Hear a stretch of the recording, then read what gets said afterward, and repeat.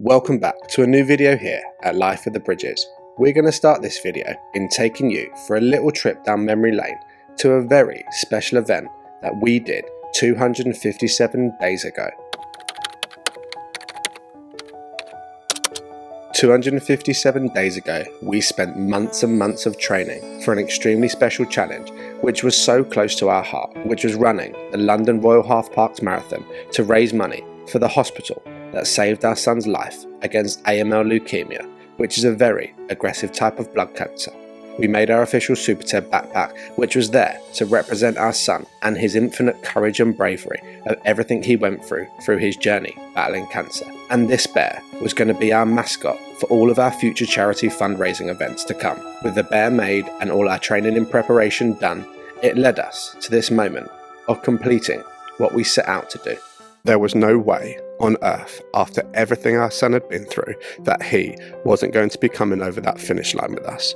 As not me, nor Kate, but Teddy was the real hero, and he deserves every part of this incredible moment to be about him.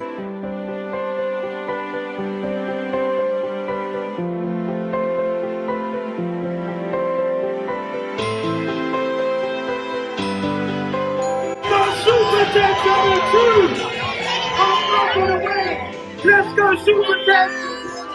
Let's go Super Ted! Let's go Super Ted! Let's go Super Ted! Running from Great Walnut Street! Well done, Super Ted! This was one of the proudest moments of our lives, carrying our son who battled for his life every day for 6 months over the finish line with thousands of people cheering him on. It was truly magical, and he deserved every second of it. From that moment, you're joining us 257 days later, and the time has come to prepare for our next charity fundraising event. When we got discharged from Great Ormond Street Hospital when Teddy finished his treatment, we vowed to ourselves that at whatever the cost, we would do one big charity fundraising event a year to give back to a cancer charity to help continue to support those who supported us. Not one person or parent should ever have cancer ruin their life, but when you have no choice and they're the cards you've been dealt, you simply have to just fight with everything you have. So when selecting our charity of choice for this year's event, we chose a charity that helped us out as a family, as parents, when our life was in complete darkness and the future was so deeply unknown. And the charity that we have chosen is called Lennox Children's Cancer Fund. For a small local charity, they are truly incredible, offering families and parents so many amazing things, from things as simple as vocal support to financial help, even rest away weekends for the families still battling cancer with their children, to give them a chance to feel happiness again and that little snippet of normality. They have stood by us from the start to the present day, and we are forever thankful for them, and now it's our turn to stand by them and give back to their charity so they can continue to help other families like they help us. A huge part of their work they do is raising awareness within childhood cancer to try and raise as much money as possible, and in doing this, a few months ago, they asked us to tell our story and have it filmed to create a video to play at their fundraising events, to which we welcomed in gladly. So before I tell you about our biggest challenge yet that we've got coming up, let's go back to behind the scenes of what it's like to retell our story with the Lennox Children's Cancer Fund. Good morning, it is a new day today and we have got a very interesting day. We are actually having a cancer charity called Lennox, who we have worked with quite a few times now and have helped us out a huge amount in the past and all through Teddy's treatment. They are actually coming around with the film crew because we are going to do some promotional videos for them to continue to raise awareness within childhood cancer. We have about 2 to 3 hours worth of filming today, just kind of digging up some of the past and actually understanding about Teddy's diagnosis, what it's like to go through treatment, how we found out about it and how it's affected us. And they've been looking for families to share their story, and it's something that myself and Kate feel very passionately about, just kind of being able to continue to raise the awareness and give childhood cancer the exposure that it deserves. So other than that, we aren't sure what to expect. All we've got to do is be transparent and be honest and share our story with Teddy. And if we can continue to help raise that awareness by merely sharing our story, then hopefully it will help comfort other families that are going to go through it in the future. Yeah, jam-packed day today, and I'm not sure how much filming we'll be able to do, obviously, because they're bringing around the film crew, but I'll try and get some clips of it just to kind of show you the process and bring you along for the journey. But half nervous and apprehensive, because apparently it can be quite traumatic digging up old past, but also it's all for a great cause, so that is exactly what we're going to be doing. And also we still have Teddy here with us today to be a huge part of this promotional video for them, so let's rock and roll with the day. Although we've been filming and documenting our life on YouTube since finding out about our son's diagnosis, you would think being filmed and telling our story would come naturally to us, but actually it brought on more nerves and apprehension than I expected. I think it's just the element of showing vulnerability, honesty and upset to other people in person. Not knowing what they were going to ask us or how much of our past they were going to dig up was a scary prospect, but we knew it was going to be for an amazing cause, so all we had to do was do our best and be honest. We spent the first 20 minutes just simply chatting and getting Teddy comfortable with the guys from Lennox. Then they decided to split us up and interview us both so the other parent could entertain and keep Teddy happy. And ladies and gentlemen, I was up first. To be asked questions that take you straight back to the worst time of your life whilst trying to keep your composure so I didn't break down and the sun beating down on me was a pretty tough experience, if I'm honest. Oh, I am burnt to an absolute smithy. They just plonked me outside and interviewed me for about 45 minutes and yeah, it was tough, I'm not gonna lie.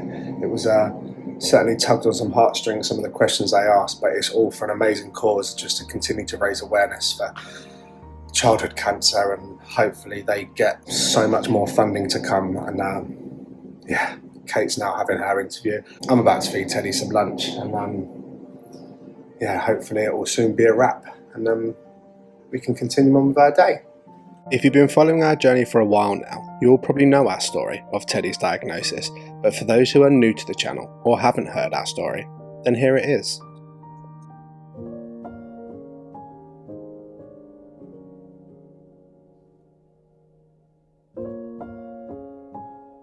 So I'm Scott, I'm father of Teddy. Teddy's coming up to 3 in May, and he absolutely adores animals. He lives and dives for them, whether it's just a toy or going to the farm, and obviously he loves our dog Willow. We quite often like to go out sort of on dog walks and stuff like that. So around about 6 months old, he was kind of showing signs of like just a normal chest infection, which was ongoing for a good 2 months. And we had loads of different hospital visits and doctor visits and stuff, and we had 5 different antibiotics given to us from different times we actually went to the doctors, and it just kind of progressed further on every month. And so obviously each doctor visit we kind of took it with a pinch of salt, took their professional opinion, and then just kind of came home, gave them the antibiotics, but none of them seemed to be working. We were at a stage as parents where we just had to put our foot down. We didn't have a choice, because it seemed like the professionals weren't actually listening to us, and they kept pushing us from pillar to post.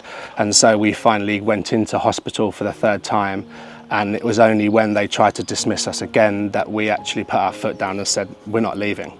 Lo and behold, the blood test came, and then yeah, the kind of diagnosis happened. He got diagnosed with AML Leukaemia, which is a very, very aggressive form of leukemia.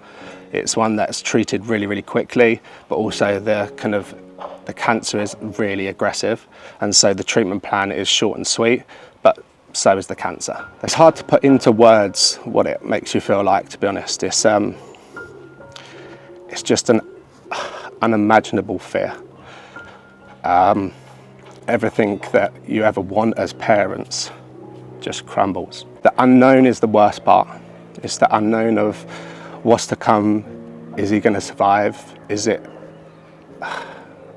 Are things going to be okay? Everything we built up until that moment was sort of taken away from us within an instant. Teddy's cancer's changed our life massively, and not always for the bad. Like, the journey's been tough, but it's also taught us a hell of a lot.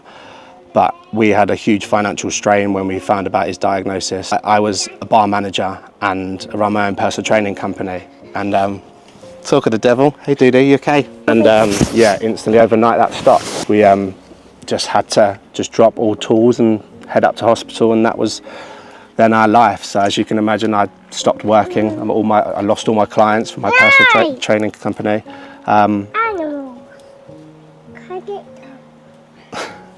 then I had to ring my boss as the bar manager, saying that this is Teddy's diagnosis and we're heading up to Great Ormond Hospital for the next 6 months. So I had zero income.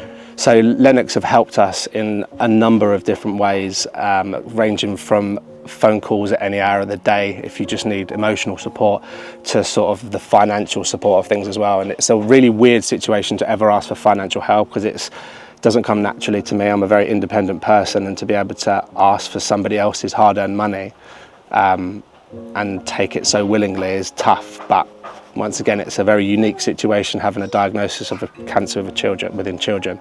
Also, we've had little respite breaks. So we went to your property in the New Forest, which was needed more than you'll ever know, just to be able to go carefree to a clean and sterile place that's just allowed us to be a family again, you know. And it's super important, because we had months and months and months of rebuilding to do as a family, as individuals, as a couple, as a marriage, and little breaks like that help hugely. And it's those times which help us rebuild back stronger than ever to try and overcome the trauma that we went through. He is just a complete inspiration. He's taught us a lot through his journey, just to kind of be brave and to be sort of courageous and strong. And yeah, as his parents, we've kind of learned a lot from him, in more ways than one. But it's yeah, he's just an amazing little boy. He's special, very special. Anyone that's about to embark on this journey with their child, my advice to you would be, take everything day by day. Don't overthink things as much as you can. Control the controllables, and most importantly, never lose hope, because there is life after cancer.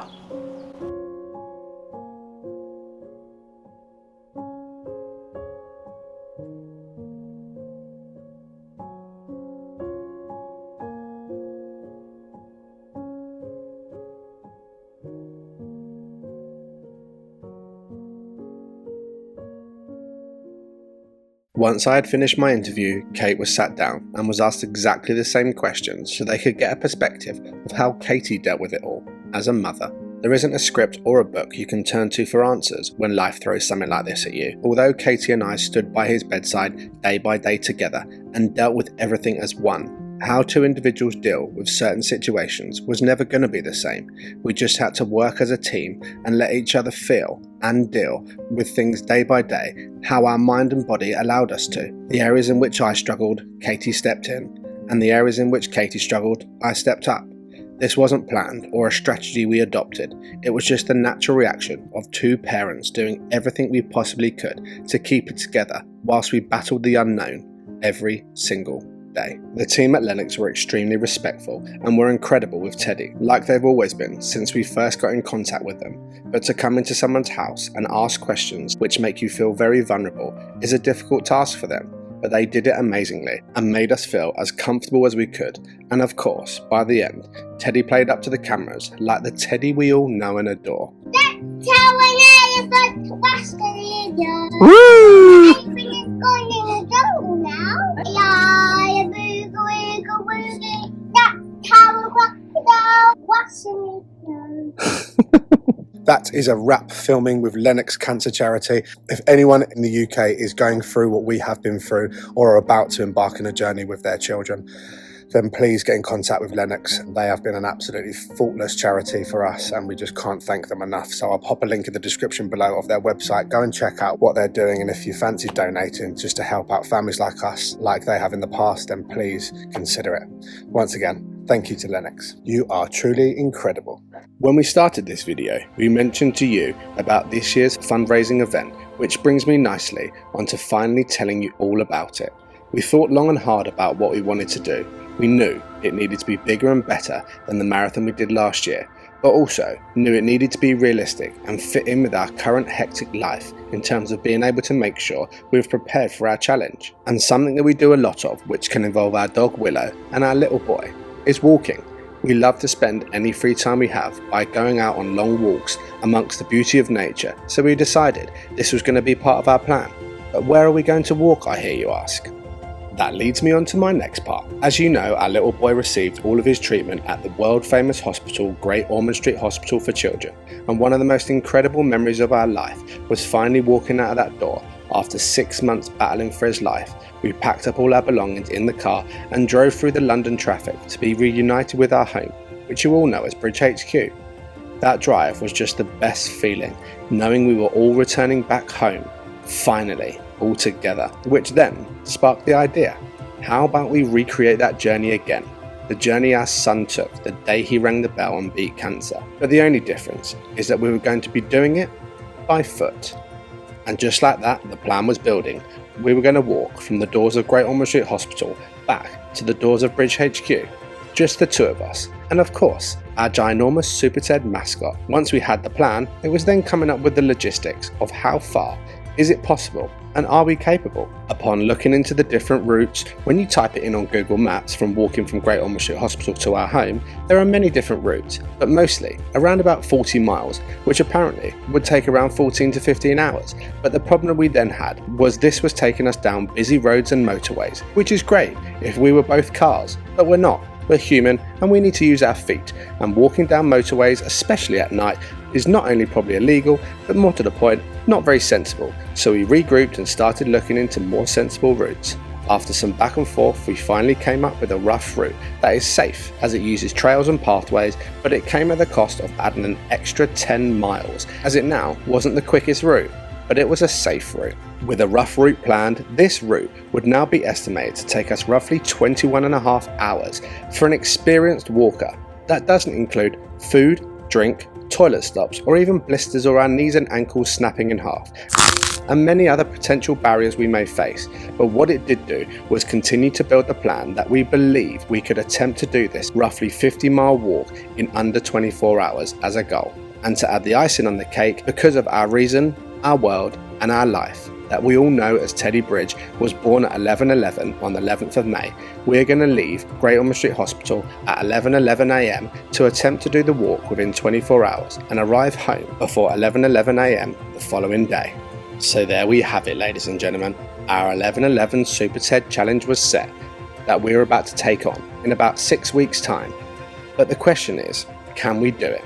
And if you're interested in supporting our walk and donating some money to Lennox Children Cancer Fund, then please click the link in the description below or scan the QR code on the screen right now to take you to our fundraising page. Any donation is greatly appreciated so we can continue to raise as much money as we can for this incredible charity, which helps out other families that have children who are battling cancer. The only thing we had left to do now was to keep on walking, to do our very best to make sure we are as ready as possible for our biggest challenge yet, and most important, do our son Super Ted as proud as we possibly can and raise as much money as we can for the charity. There it is, plan set, time to get my walking boots on, and that's a perfect time to end that video there. If you like this video, don't forget to give it a big fat thumbs up, subscribe to our channel if you haven't already, a huge thank you to our Life with the British family members, and remember, live for today, as tomorrow is never promised. Don't forget to donate anything you possibly can, as it would mean the absolute world to us and all the other families that are battling cancer. We'll catch you in the next one, chaps.